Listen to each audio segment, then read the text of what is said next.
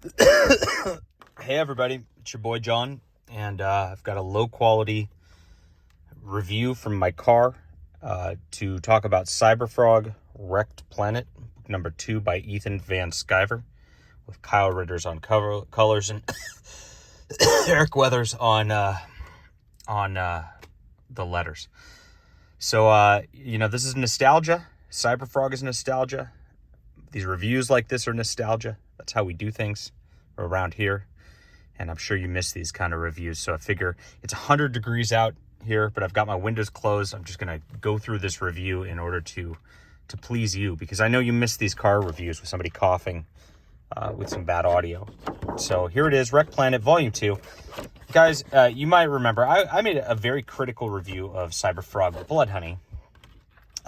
Specifically the writing at the beginning, because it felt to me like it was a bit disjointed, and I felt like the jump, time jump and the beginning was a little slow paced for what I was looking for out of a Cyberfrog comic.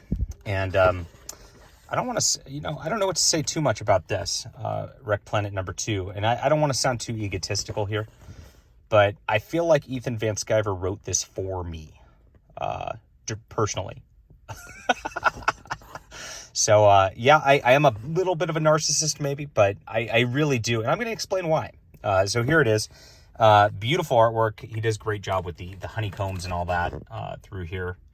And I know there's like he calls them the Vespis. I've always called them the Vizpiz because they bizz. But these are the bad guys. Basically, we're in a post-apocalyptic environment where these like hornet bee creatures have taken over everything. Humans are hiding in forests and things like that. And we see just this hellscape to start. At the end of the last issue, Cyberfrog showed up in the like human kind of encampment here. Beautiful job with Heather Swain. Colors are great. Details wonderful in all the art here. Nice, tender, emotional moment. Look, this feels like a very personal book from Ethan. And even though, what's interesting is there's such a juxtaposition here, because Cyberfrog as a concept is ridiculous. Like, it's a robot frog, right? Like, it's like the Ninja Turtles are ridiculous. But he actually used this to tell a family tale, or almost, where Cyberfrog runs into this village, gets to know Heather Swain's daughter. He's missed out on 20 years of their lives. And he's here just to make everything better. And it's very interesting. I kind of liken this to the way that Ethan Van Sciver perceives the comic book industry. And I also perceive the comic book industry this way. So Ethan feels like he left the comic industry. He's been gone for a while. He comes back. He brings Cyberfrog back in this hellscape, right, of the comic. If you look at it as an allegory like this, and he's here to save the fair maiden, which I guess is the comic book reader. I feel like a fair maiden right now, Mr. Van Sciver. So here it is, beautiful. Look at once the bees attack, you get this beautiful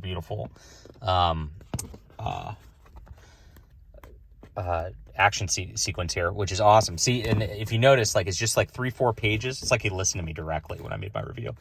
And it's just like pure action right after 3-4 pages. It's like, okay, John wants this, I'm going to give it to him. And so he did. And so I appreciate that very much. Absolutely love the flow of the action. Enjoyable stuff right here as Cyberfrog takes care of business right here. But Cyberfrog still feels like he's kind of alienated and left out. So no matter what he does, he's still really not part of the tribe. I don't know if this is like Ethan talking about himself here. Feeling like he's got, he's a lone warrior out there, even as things go. And there's some talk through here. This is where it feels even more like it's written for me, specifically. There's a community that's set up that's like living and of course, attempting to survive in this. And that he actually references a book called The Fourth Generation Warfare Handbook, which is by a wonderful Lieutenant Colonel who talks about just tactics in modern times. And there's a lot of references to that in here. And so it's like a reference nobody's going to get except for me. And that's why I'm like, wow, this feels like it's written for me.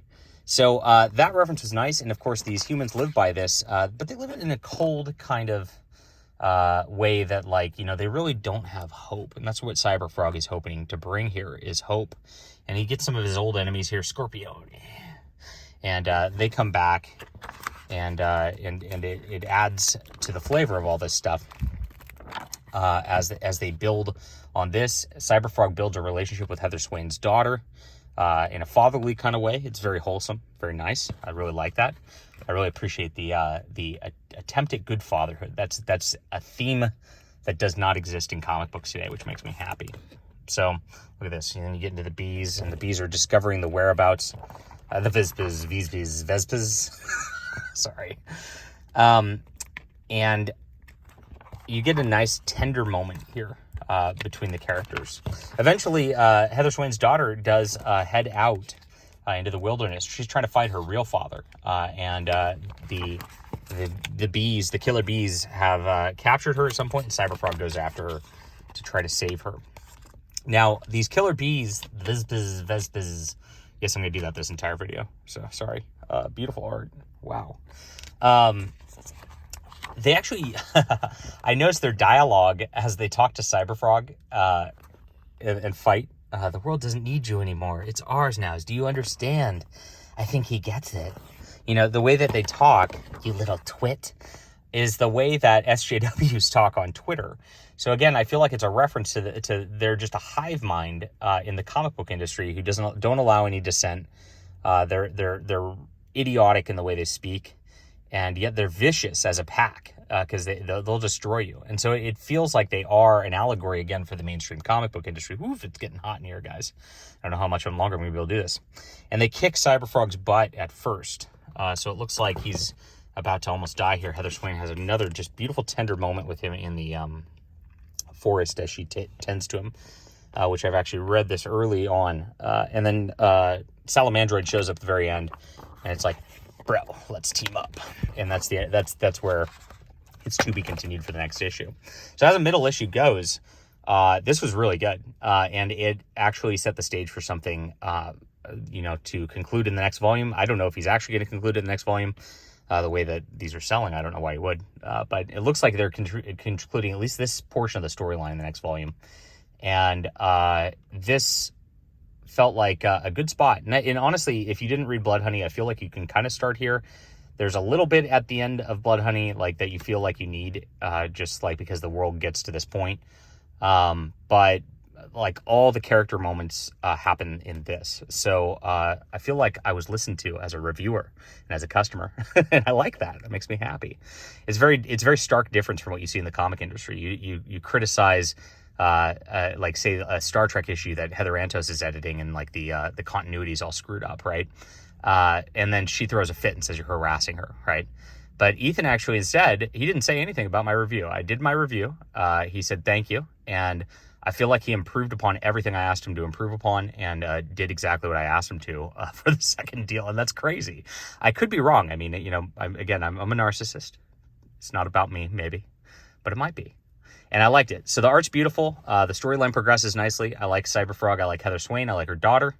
I like the village leader, old guy, who's a little grumpy and cantankerous in here. I like the personal scenes. I like the personal moments. I like the personal ties, definitely, that feel like it is referencing the state of the comic book industry as a whole, as an allegory. I think it's really well done in that regard. And I think somebody can enjoy it who doesn't know that. And that's what's cool about this. Like, if you don't understand that aspect of the comic book industry, you just see these evil bee creatures taking down humans, and it makes sense anyway. And that's how things should be written. So, good stuff by Mr. Ethan Van Sciver. I'm very pleased with this. Beautiful cover right here. I got the Kenneth Rocafort cover, who's one of my favorite artists. And quality of the book's fantastic. It actually came with a deleted scenes thing, which I'm not going to review the deleted scenes because they are deleted. But it's a second deal. I'm going to say this has some matte paper to it that's not glossy. And I love the way the colors look in this. I encourage more people to get rid of glossy paper. This makes me very happy inside to see this. And I would love to see more books printed in the future. So good stuff. Absolutely quality. And I can't wait for the next installment, Red Extermination, which is on Indiegogo right now. Hit the like and subscribe button. Let me know what you think about this, my friends. And we'll be back soon.